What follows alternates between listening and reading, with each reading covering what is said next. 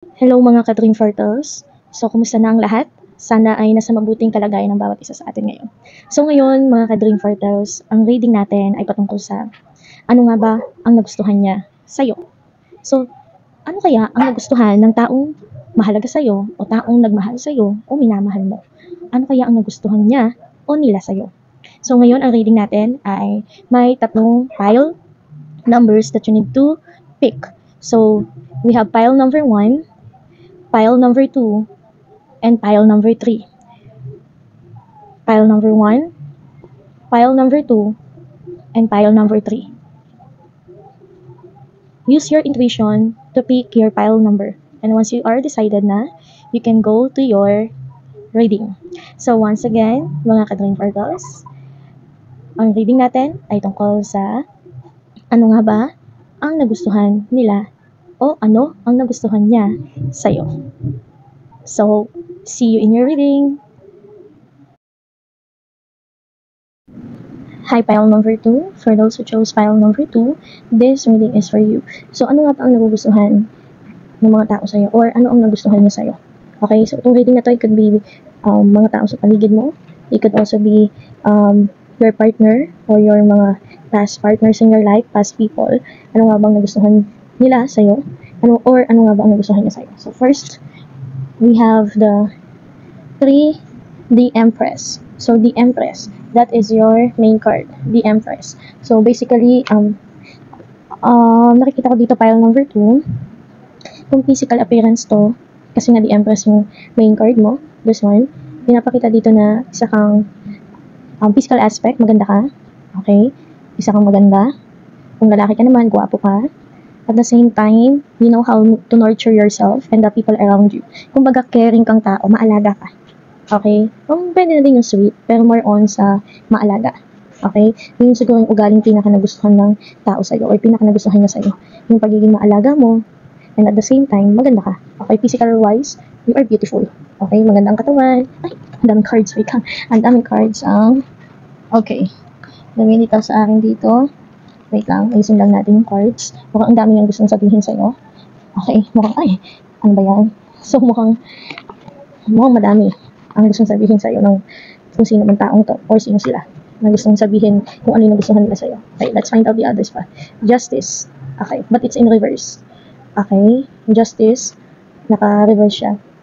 Ayan. So, Justice in reverse. This is your second card. Next one. 5 of Swords in reverse. Next, we have 4 of Pentacles in reverse. Wow, puro in reverse ang cards mo, ha? Okay, so, ito pa daw. 10 of Wands.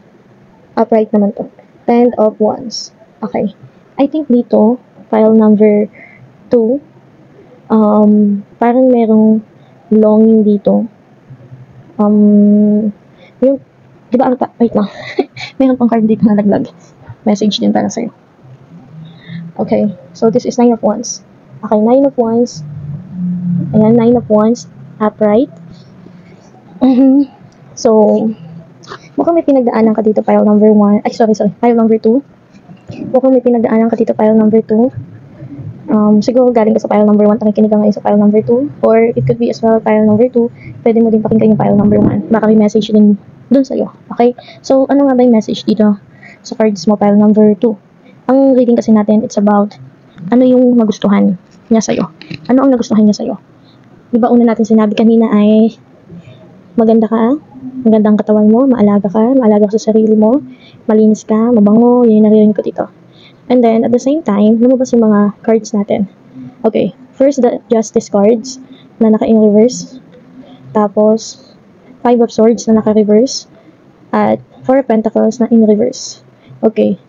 And then, sumunod naman doon ay 10 of Wands. Tapos biglang lumabas si 9 of Wands. Mukhang meron kang pinagdaanan na pagsubok sa buhay mo, pile number 2. At nasaksihan siguro to ng mga tao sa paligid mo. Or specifically ng partner mo. And then, dahil nga ito ay medyo mahirap na pinagdaanan mo, kumbaga, nakita niya kung gaano kakatapang na nilabanan to o kinaya to. So, isa sa mga nagustuhan ng tao sa'yo or isa sa mga nagustuhan niya sa'yo ay yung pagiging, kalaban. O yung pagiging, what do you call this? Yung parang, resilient ka. Ayun, that's the word, resilient. Isa yun sa mga nagustuhan niya sa'yo. Isa kang taong hindi basta-basta sumusuko sa buhay. Pile number 2. So, kasi medyo nahirapan ka din dito when it comes to Four of Pentacles in reverse. Mukhang yung stability mo medyo nagkaroon tayo ng struggle dito. Okay? And then, parang nagkaroon ng injustice sa buhay mo. Okay, pile number 2, if this reading is resonating to you, then this is for you, okay? Pero kung hindi naman, you can choose other pile naman. Though may nakikita ko dito, it's like a confirmation lang if this reading is for you talaga. Meron kang pinagdaanan in your past na you face some injustices. Yung tipong yung ikaw yung walang kasalanan, ikaw yung biktima, pero ikaw pa yung parang sinisi, ikaw pa yung parang pinagmukhang may kasalanan. Yun yung nangyari in your past, pile number 2. And with that, no, nasaksihan mo ng mga taong malapit sa'yo, especially your partner, at yun ang naging isa sa mga nagustuhan niya sa'yo. Yung kaya mong tumayo sa sarili mo. Yung, you're not just independent You're more on parang, no, I know I was right, I know I did not do anything wrong, then I will stand for myself. Kumbaga, you are the na agad. Parang, whether the people will believe you or not, pero dahil ito yung totoong ikaw, ito yung totoong nangyayari sa'yo at alam mo kung anong katotohanan, then you will prove them wrong, no? Ang nakikita ko sa pile number 2, matapang ka no? Isa yan sa mga nagustuhan niya sa'yo, matapang ka, hindi ka lang basta matapang. May paninindigan ka din sa katapangan mo. To the point na, if you need to leave them, you will leave them. I don't care kung halimbawa kung trabaho to, iwanan mo talaga yung trabaho mo kung pinagkakaisahan ka nila. Iwanan mo talaga sila dahil maghahanap ka ng iba. Kaysa naman magstay ka sa toxic environment na yun. So, isa yun sa mga nagustuhan na ugali sa'yo ng taong mahalaga sa'yo or ng mga tao sa paligid mo. Okay, isa yan sa mga nagustuhan niya sa'yo. Probably your partner, no? Kung may partner, I think may partner ka ngayon, pile number 2. At ito yung nakikita ko sa'yo na nagustuhan niya. Okay? Okay, let's find out a lot of messages pa. Okay? Gusto ko lang i-clarify kung kasi this is a general reading naman So, probably meron sa inyo na with partner, meron naman yung iba, wala na. So, let's find out more. Okay, the hangman is upright. So, it means nasa contemplating season ka ngayon, pile number 2. Kumbaga, nasa season ka ngayon na sinasala mo yung mga nangyayari sa buhay mo. You were in an hindi survival mode, but you were in yung parang idle mode ba yun? Yung parang chill ka lang, at the same time, relax. Yun yung na-feel ko sa energy mo. Ano pa ba?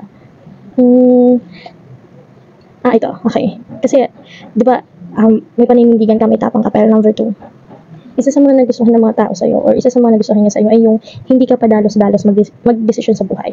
You are really, taking a pause, a break, and then you will contemplate it muna, you will finalize your decision muna in a way na titignan mo kung ano yung magiging pros and cons nito sa'yo at pati sa mga tao na sa paligid. Hindi ka basta-basta. Hindi ka naman yung klase ng tao na kapag nainis ka sa kanya, iiwanan mo na agad. Even sa relationship, hindi ka ganun. Siguro sasalain mo muna. Pile number 2.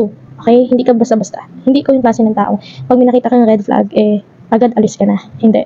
Parang sasalain mo muna yung sitwasyon na, bakit niya ginawa yun? Bakit ganun sinabi niya? May ginawa ba akong mali? May ganun ko muna. Kaya, ang tendency sa'yo, pile number 2, kapag dumating na sa point na punong-puno ka na at talagang kumalas ka na, o iniwan mo na yung isang bagay o isang tao, ibig sabihin, talagang, hindi maganda. Hindi talaga maganda. Kasi you're giving chances pa no? So, isa yung sa mga nagustuhan niya sa'yo, isa yung sa mga nagustuhan ng mga tao sa paligid mo. Ikaw yung klase ng tao, hindi ka one-sided lang. You always listen to the other side of the story, and then you will come up with your final decision that it will be benefiting hindi lang para sa'yo, hindi, it's for the common good as well. Okay? Yun ang kinagandang sa ugali ko, pile number 2. Okay? Next, we have the moon. Okay? If you can hear the background, meron mga asong tumatahol at meron din asong dito sa'yo. Okay? And then we also have the sun here. Pwedeng isa kang Scorpio, pile number 2. Maaaring isa kang Scorpio, pile number 2. At ang nakikita ko dito kasi we have the moon Pag meron kasing moon sa card, ibig sabihin there's something hidden. Secrets. Okay? I'm not saying na masikreto kang tao, pero maybe it's one of your character din na masikreto kang tao in a way na mapagkakatiwalaan ka. What do I mean by that? Yung tipong pag may sinabi yung isang tao sa'yo na problema or secret, talaga you keep it to yourself. Hindi mo pinagkakalat. Okay, pile number 2. Yun yung nakikita ko dito sa'yo. Ikaw yung klase ng tao na mapagkakatiwalaan ka. Okay, yun ang gustong ibigay na message sa'yo dito sa card mo Okay, itong the moon. Okay? And then, it could be as well, pile number 2. Mahilig ka sa aso. Okay? Kasi you have the moon and then the sun here, kung titingnan mo, diba? Parang, pinagsama na. So, pwedeng isa ka ding Gemini, pile number 2. Pwedeng Gemini din ang zodiac sign mo. Okay? Ano pa ba? Yung nakikita ko, it could be you are a Scorpio or Gemini. Okay? Or alin man doon. So, medyo, ano ka din, parang number 2. Parang emotional aspect, you are really that emotionally intelligent. Okay? Marunong kang sumala ng emosyon ng iba at alam mo din i-control yung emotion mo. Isa yun sa mga nagustuhan sa'yo. Okay? Isa yun sa mga nagustuhan niya sa'yo. Especially pagdating sa ugali. Okay? Physical, maganda ka daw. Okay, maganda ka. Kumbaga, maganda ka na nga, ang ganda pa ng ugali mo. Parang yun ang gusto sabihin sa'yo ng taong mahalaga sa'yo. Or ng partner mo. Kung may partner ka man ngayon, yun yung parang gusto niya masabi sa'yo. Okay? I don't know kung sinasabi niyo sa'yo ha. Okay, next. Okay, 4 of Wands in reverse. So, 4 of Wands in reverse. Parang yung 4 of Pentacles natin dito na in reverse. Okay. So, 4 of Wands in reverse. Ang nakikita ko kasi dito, this is a 4 of, Oh, yes. 4 of Wands in reverse. Parang sa tingin ko parang number 2, no? Dahil na ano ko yung energy mo. Parang ikaw yung klase ng tao, medyo ano ka din, no? Ano kung sa reading natin simula kanina. Kung, I am saying the good sides of you. Pero isa sa mga sigurong side mo na parang ano, medyo madali ka malito. Okay, kaya kailangan mo siguro mag-pause and break eh. Kaya siguro kailangan mo mag-hang paminsan-minsan. Kasi, kumbaga parang, hindi naman literally lutang mo. Pero parang, you need to take a break kasi madali kang malito, madali kang makalimot. Minsan parang natataranta ka. Okay, ano pa ba? But we're talking about the positive sides kasi, you know. So, pero isa yung sa mga napansin ko. Yung, kasi I am incorporating your energy with the card. So, medyo nasa-sense ko rin yun. Just because as well, dito sa mga nangyayari sa akin. Okay, kasi nga, yung energy mo din, binabasa ko. So, somehow yung energy na nakikita ko sa iyo. You have all the good sides. Lahat naman ng tao may bad and good sides, diba? Siguro isa yun sa mga ano sa iyo ng tao. Medyo ano ka din daw kasi, parang hindi ka pa sure kung gusto mo na mag-settle down or what. Parang wala pa sa isip mo yun. Yung mag-settle down, parang wala pa talaga sa isip mo. Parang number 2. Okay. Pero, ang pinapakita dito ng cards, ang swerte ng mapapangasama mo sa'yo. Kung tutuusin. But because, it doesn't mean you're not capable, no? But it only means na para bang, hindi ka na sure pa. So, paano nagustuhan niya yun sa'yo? Siguro nagustuhan ng iba sa'yo yun kasi hindi ka pa dalos-dalos nga mag-desisyon, di ba? Kung yung ibang mga kasama mo ay nagsisipag-asawahan na, yung iba may mga asawa na ngayon, sa edad mo yan, siguro ang edad mo na sa 25 pataas, 30s, but still you're not, parang in your mind, hindi ka pa nagsisettle down, no? Ayaw mo pang settle down. Kasi nga, meron ka pang priorities in life. Siguro isa sa mga nagustuhan niya sa'yo at ng mga tao sa paligid mo. Yung hindi ka nga basta-basta nag-decision lang. So, parang sa'yo yung marriage, having my own family, nandyan lang yan eh. So, I need to, ang nangyayari kasi sa'yo ngayon, parang number 2, parang you want to heal muna. Kasi you're in the process of healing pa eh. Kaya parang ayaw mo pang pumasok sa ganung sitwasyon. Okay? I know that you know what I mean. Parang number 2. So, mukhang you're in the healing process pa. Parang nag-move forward ka pa lang. Kaya ayaw mo minamadali. Okay? Kung may partner ka man ngayon, parang yun yung nakikita ko. Parang ayaw mo pang mamadali. So, next, let's have the messages na for you. So, ano nga ba yung mga messages sa'yo ng mga tao sa paligid mo? Or, ano nga ba yung message sa'yo ng universe? Tungkol sa anong nagustuhan sa'yo? The return. A new story. Ayan. Okay, the return. A new story, you decide, alignment, it's coming together. Okay, mukhang nag-heal ka pa nga lang. File number 2. You're in the process of healing. Mukhang may pinagdaanan ka talagang hindi maganda. Okay? Healing ka. Kumbaga ang mantra mo ngayon, 2025, heal myself. Next, health. Sureness of the soil. Ayan. Sureness of the soil, unseen help, support community. So, gusto sabihin ni universe sa'yo, if you're asking for help, people are willing to help you. File number 2, huwag ka matakot humingi ng tulong. Especially sa mga tao sa paligid mo kasi they also know your struggles in life. Your family, your friends, your partner, they can help you. Okay? So, huwag ka masyado ma-pressure. If you want to ask help, then ask for help. The universe will send help for you. Okay? Last cards for the messages, oracle cards. Okay, so healing process in number 2. Okay. Yun ang isa sa mga nagustuhan niya sa'yo. Hindi ka basta-basta hindi ka basta papasok sa isang bagay o sitwasyon ng buhay mo na hindi ka pa sure at hindi ka pa heal, no? So you are healing muna everything about yourself. Tiger's eye. Okay, tiger's eye, self-confidence through God, confidence, believe in yourself by believing in God, working through you. Wow, pile number 2. Ang ganda ng message na to sa iyo, ha? Ulitin ko. Pile number 2, ito yung message na gusto sabihin sa'yo ni God. Self-confidence, true God confidence. Believe in yourself by believing in God working through you. Wow. So, wow, napaka-powerful ng message sa'yo, pile number 2. I think you are in the healing process pa nga, pile number 2. Kaya siguro ang main card mo din ngayon is the Empress. It's about nurturing about yourself muna siguro ngayon. Not typically loving yourself, but more on healing yourself. No? You are healing the wounds of the past. You are healing everything in your life. And sinasabi dito, even you can do it by yourself, you still need to have someone or God in your life to fulfill those healing in your life. So, pile number 2. I think itong message ko lang, itong card na to, nandito na lahat. It will cover everything na. Okay? Pero I have a final message for you, pile number 2. If you are struggling right now, no, parang gusto lang ipaalala sa'yo ni universe, especially ni God. You are struggling in life because there is a blessing after that. Okay? Kasi si God, hindi siya yung klase ng teacher na mag-lesson muna kayo bago kayo mag-exam or mag-test. God will put you into test na. God will test you na talaga. Mag-exam ka agad kay God. And then after that, you will realize the lesson after the test. And you are in the process of that, pile number 2. And with that, pile number 2, I just want to say that, ano mo pinagdadaanan mo ngayon, malalagpasan mo yan.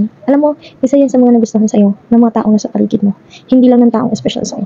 Ang pinaka nagustuhan nila sa'yo, bukod sa maganda ka na, bukod sa maganda na ang physical aspect mo, is that you have that kind of faith within you na you can face any struggles in life because may Diyos ako sa buhay ko.